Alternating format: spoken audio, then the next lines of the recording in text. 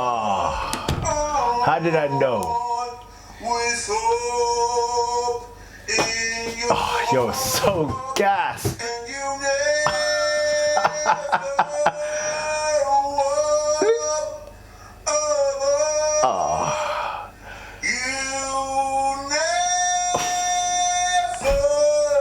We get it.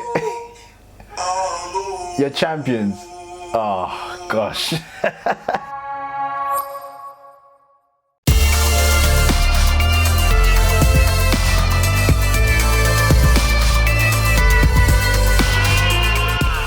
Hi there guys, and welcome back to another episode of A Dash of Sports. I'll be your host and presenter, Dashiki Dash.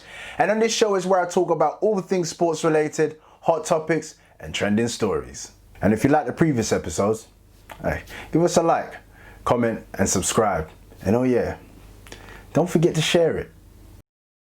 And on today's show, I'm going to be kicking off with Liverpool. Now, you know I couldn't have started any other way. The mighty Reds have finally been crowned Premier League champions. That's their first league title in 30 years.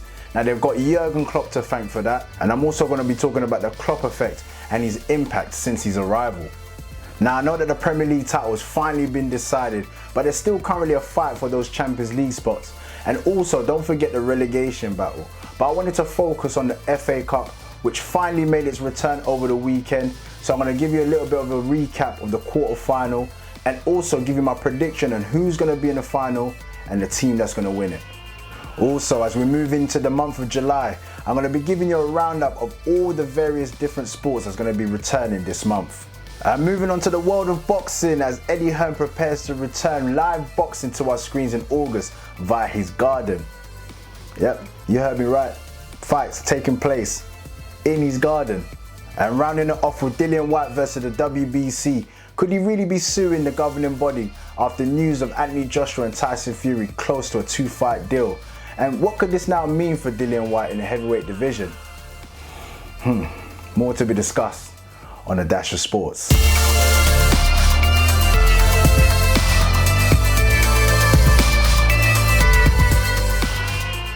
Now, before I start, I wanted to say congratulations to Liverpool, and for those that are affiliated and support the team, well done and congratulations for a huge achievement this season.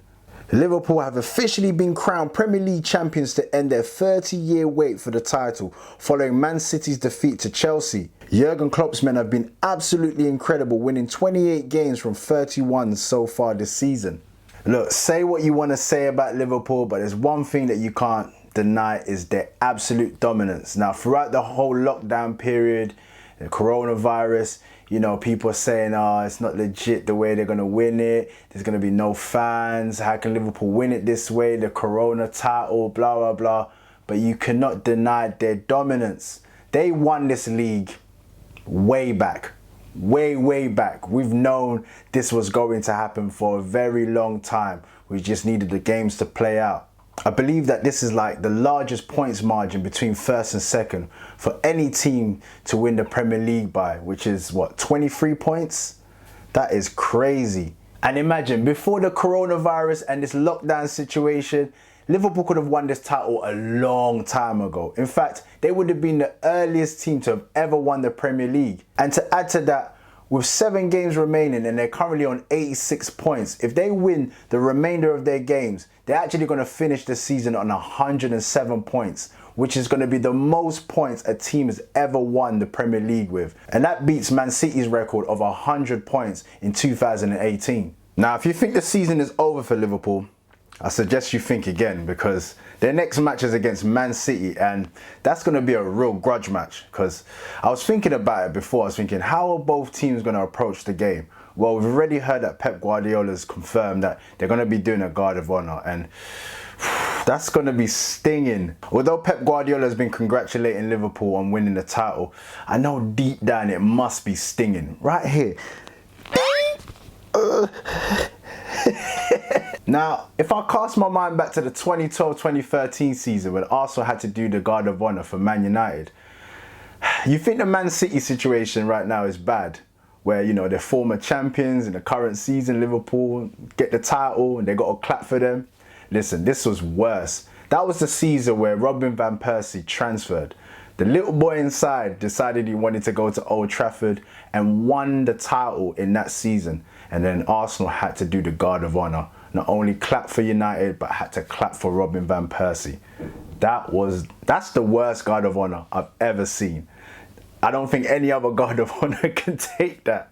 Now, this is going to be an interesting game because I actually wanted City to beat Chelsea so that we can get to this game against Liverpool and it could be a kind of a decider.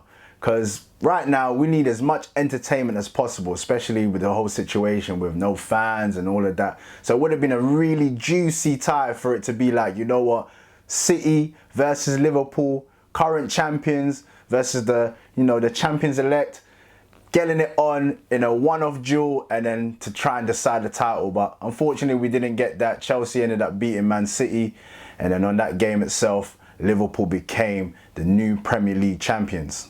I thought about this game and I thought, you know what, it's no longer going to be about being a title deciding game or anything like that, but it's still going to be an exciting game. I feel it will be, because you got to think to yourself, Man City are not going to just want to just do the guard of honour, clap Liverpool on and just be like, all right, champs, here you go. They're probably going to want to prove a point and say, you know what, well done on this occasion, well done, but next time, next season, we're going to be back. So they're going to want to give them a pretty good reminder of who they are and what they're about.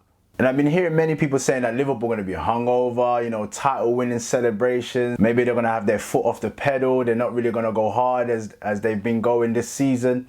But believe you me, man, Klopp has got these guys well drilled. They're going to go there highly professional, and they're going to want to puff their chest as well. You want to kind of show the team that you've taken the title off. You want to show them like, you know what, this is no accident. We've been dominant throughout this whole season and we want to show you. So it's going to be a very interesting game. There's going to be I reckon there's going to be a lot of fireworks. The champions are going to want to prove a point, and the former champions, they're going to want to show that, you know what, yeah, you got us this time, but next time it's on.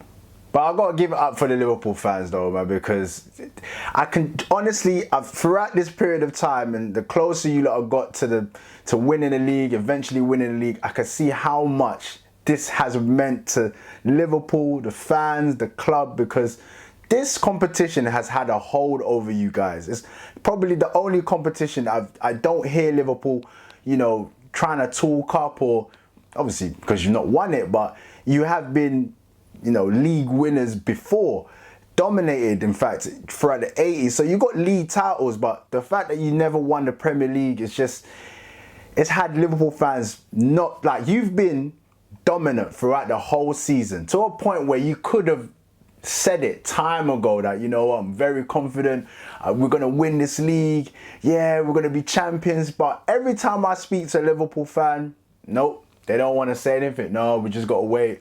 No, you never know what's going to happen. But I understand. You got the Gerrard slip. You got missing the league by a point. You've had other opportunities where in seasons you've looked strong, but it's not quite worked out. But this league has had a hold over you. Well, I say that you've been, kind of humble. The game that I noticed where Liverpool fans, the fan base, actually realised, you know what, we can finally win this league, is against Man United. And at the end of the game, the whole stadium was like singing that they're going to win the league. We're going to win the league. We're going to win the league. And now you're going to believe. That was the time I thought to myself, you know what? Liverpool, they're going to win the league. They're definitely going to win the league, because the fan base started believing. But still, very cagey. When you're discussing and talking about the Premier League, we want to kind of get a feel of how the fans are feeling, because they've been so close in the past, but yet so far. So we wanted to know what's going on. But you speak to any Liverpool fan, fully cagey, don't want to talk about it, all telling you the cliche lines, oh, it's not over until it's over, we've got to wait until the fat ladies. Well, this Burro lady sang, boy, and it's done. You're champions. So hey, enjoy it. Enjoy the celebrations. And I know it's going to be going on for time. You lot are not going to let this go. But hey, you're more than deserving. You've been, the team has been absolutely amazing. So enjoy it. Whyte lost. Now I have a soft spot for Liverpool because my pops is a Liverpool fan, die-hard Liverpool fan, and one of my closest friends is a die-hard Liverpool fan as well. So I see from them and just how they've been over the years in terms of just watching other teams win the Premier League, especially Man United as well. You know, that dreaded rivalry between them in terms of the league trophies and stuff like that. It's definitely been difficult for Liverpool fans, but my earliest memories will be probably back to, who remembers that advert, that milk advert with the two boys drinking the milk? Milk? Ugh, it's what Ian Rush drinks. Ian Rush? Yeah, and he said if I didn't drink lots of milk, when I grow up, I'm going to be good enough to play for Accrington Stanley. Accrington Stanley? Who are they? Exactly. Now get off. Give me some. Get off. Oh.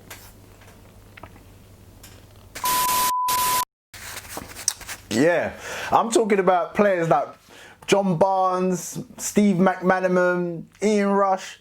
Those are the players that I grew up on because of my pops.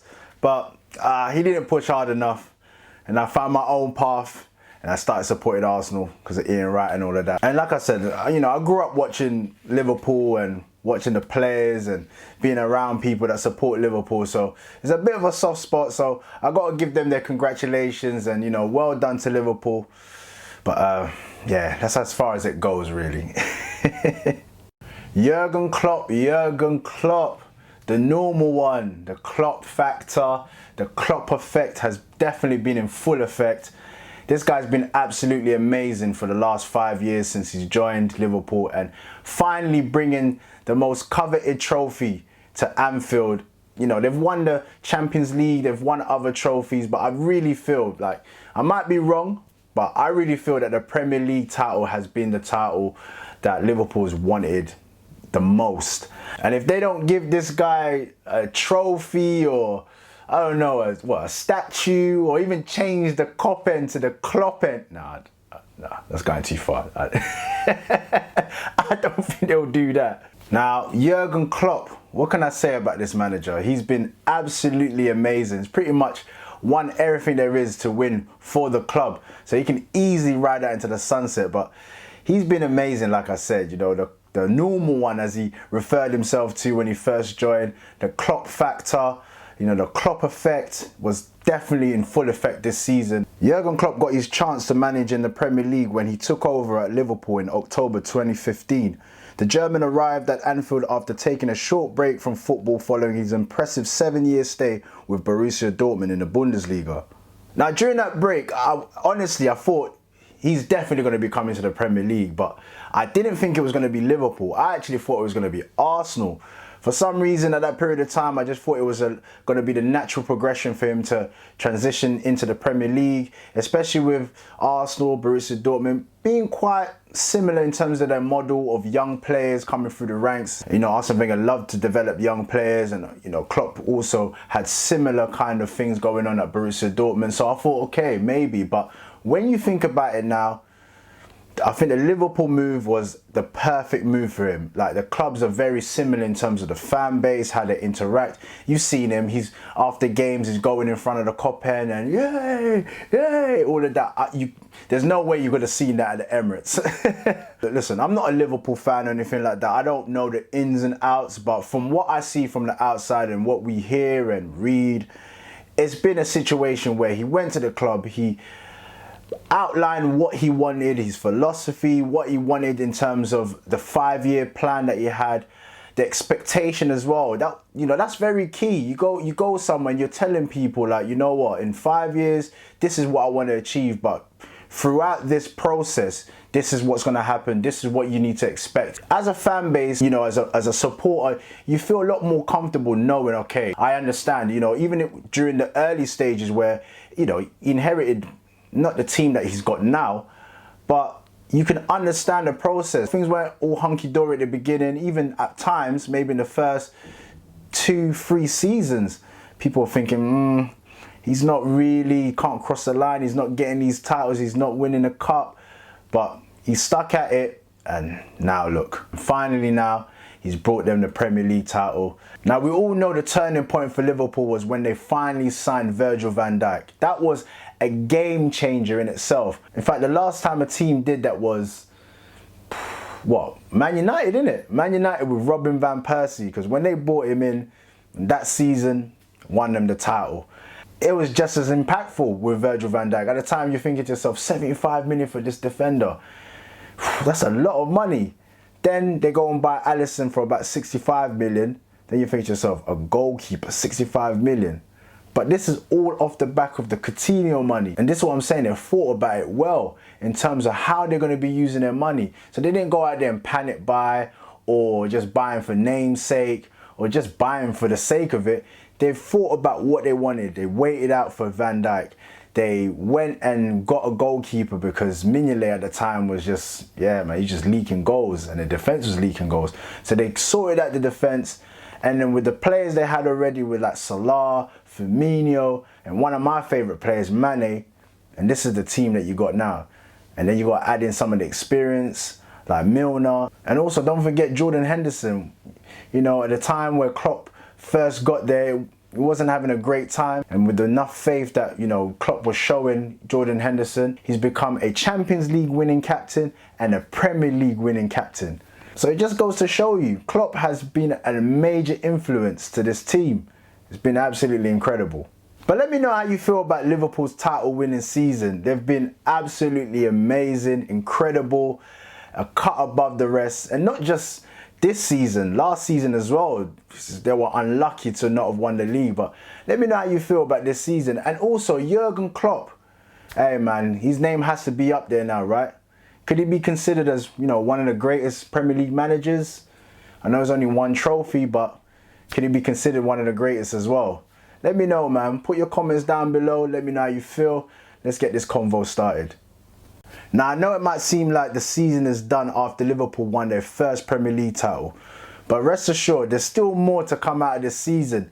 You still got the Champions League spots to be determined and also the relegation battle. But I want to focus on the season's last major domestic trophy. The FA Cup quarter-finals round returned over the weekend, starting off with Saturday's game between Norwich City and Manchester United, which ended 2-1 to Manchester United with a late goal from Harry Maguire in extra time. Then moving on to the following day on Sunday, the game between Sheffield United versus Arsenal, which ended 2-1 to Arsenal with another late goal from Dani Ceballos. And the next game after that was between Leicester City and Chelsea, which ended 1-0 with a Ross Barkley goal. And the last game of the quarter-final round was Newcastle United versus Manchester City, which ended 2-0 with a penalty from Kevin De Bruyne and an absolutely wonderful goal from Raheem Sterling. Now, I was going through my Mystic Dash moment and I was just thinking to myself, who's going to be in the semi-final and who's going to be in the final? Now, the only game that I felt to myself it was going to be a bit tricky was the Sheffield United game versus Arsenal. Both teams not been great since the restart. In fact, Arsenal have just not even been great throughout the whole season. And during this restart, Sheffield United have struggled a bit. So I was thinking to myself, I'm not too sure. But Arsenal's gone through that now. And so we've got Man United through, Arsenal, Chelsea, Man City. And the draw was made. Now, when the draw was made, before the draw was made, I was like, I bet you any money that they're going to try and... Listen, I might sound skeptical and stuff like that, but I was thinking to myself, they're going to try and draw for a Man United versus Man City final.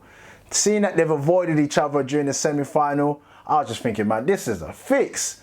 Surely this is a fix. Because I know that they use them hot and cold lottery balls to figure out what's going on. Maybe it is, maybe it isn't. I think that a game like that, a derby game, is going to be something that people look forward to. It's going to get the juices flowing and all of that. And it's just typical, innit? Right now, in any way to kind of entertain the fans. But come on, man. It's a bit suspect though, innit? But let me know what you think. Do you agree with what I'm saying? Do you think that they tamper with the draws and stuff like that? Because it's a bit fishy. It's like sometimes when you get like just all these derbies like in one weekend and stuff like that. It's just like, come on, man. You're just trying to get the TV ratings up. Like, yeah, man. I'm on to you guys. So the 2019-20 Emirates FA Cup semi-finals will take place at Wembley across the weekend of the 18th and the 19th of July. Starting off with the first round of games between Manchester United versus Chelsea, and the second round of games will be Arsenal versus Manchester City. Now, once I saw that draw, I was like, Arsenal, you got no chance. That's what you got. But hey, you got to be in it to win it though, right? You know, in a one-off game in the semi-final, Arsenal's done it before. So, you never know.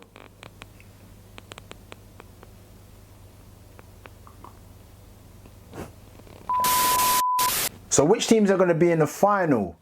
Now, listen, the conspiracy theorist in me is always going to be saying, it's going to be a Man City, Man United final, all based on what I thought and predicted in the semi-final draw. But I can actually see a Chelsea Man City final. I can see Chelsea beating Man United and then, City beating Arsenal. Who would then win that final? So after Chelsea beat City to end their title reign, I can't see City really finishing the season without a trophy. Although Chelsea, Chelsea, I don't know about now, but next season, I think they're going to be a real title contenders, especially if they get the players that they need with the young players that they got right now and a couple more players that are a bit potent. They might be able to do something next season, but I just think that City are just going to be hell-bent on wanting to beat Chelsea and wanting to end the season with a trophy. So let me know what you're thinking. Do you think that Arsenal's got any chance of beating Man City in the semi-final? In fact, let me know your semi-final predictions and who's going to win out of those games. And also, who's going to make it to the final and actually lift the FA Cup? Leave your comments below, man. Let me know.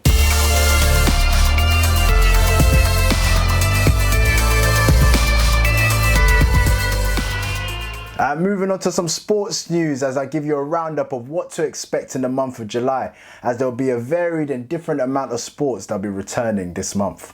So, starting on the 5th of July, the Austrian Grand Prix marks its return of the F1 season, with the likes of Lewis Hamilton, Max Verstappen and Sebastian Vettel all making a return back to the F1 cars. And then moving on to the 8th of July, international cricket returns with England versus West Indies first test at Southampton, with the likes of Ben Stokes, Jofre Archer and Joe Root all making their return as well. And on the 15th of July, as the LPGA Golf returns in Michigan, followed by on the 22nd of July, European Tour Golf resumes in England. July the 30th sees the Premier League darts return in Birmingham, with the likes of Michael van Gerwen who can finally make a defence of his Premier League title. And then on the 31st of July, the World Snooker Championship also returns. But let me know, which particular sports are you looking forward to seeing making its return? For me personally, I love F1. I'm a big Formula 1 fan, so I'm glad to see that they're making their way back. So write your comments down below. Let me know, is there any other particular sports that you like? And if so, it could be something I can keep my eye on and keep reporting it here on A Dash of Sports.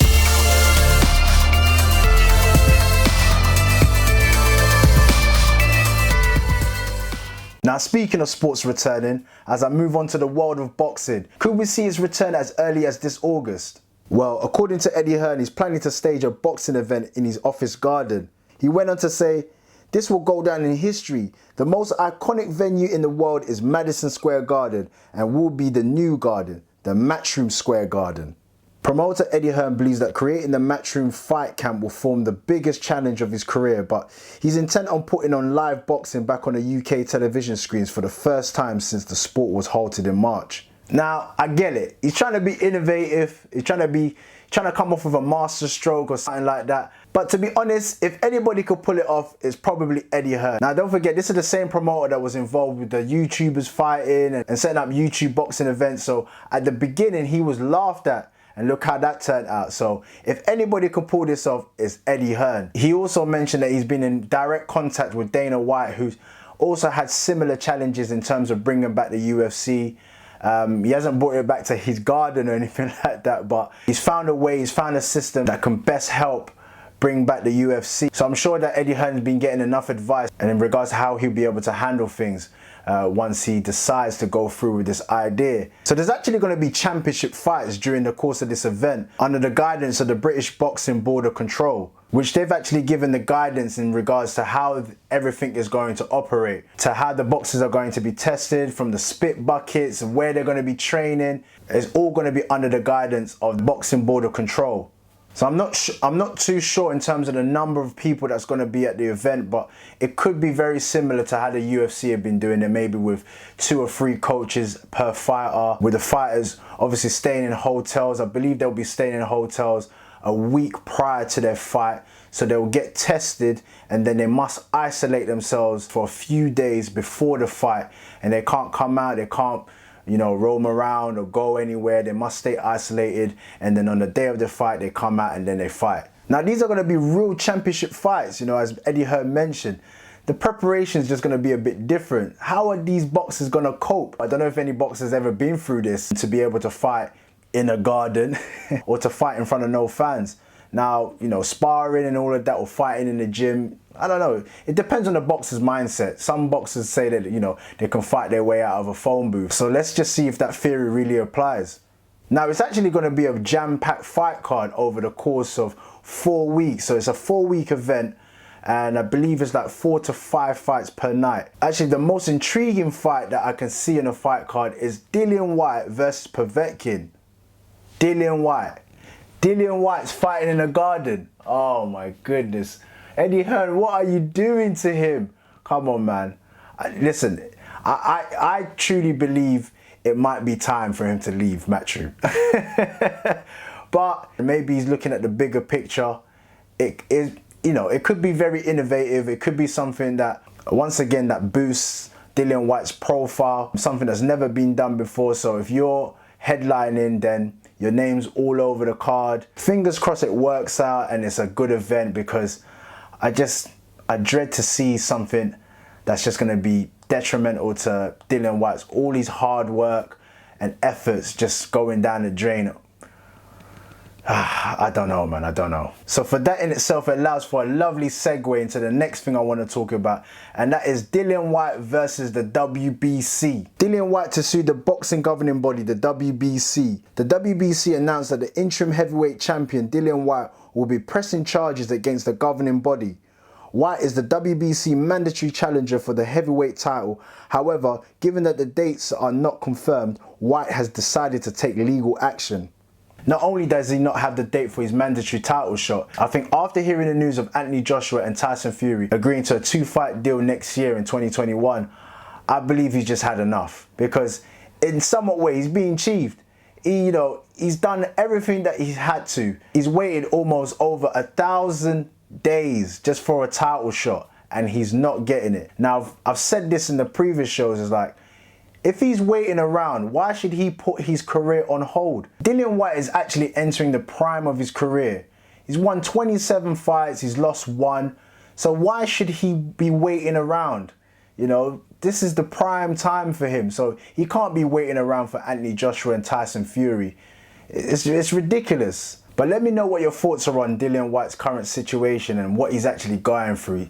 You know, he's jumping through hoops, man. It's actually really sad to see. And also, what's your thoughts on this garden event? This Madison Square, what is it? Matchroom Square Garden.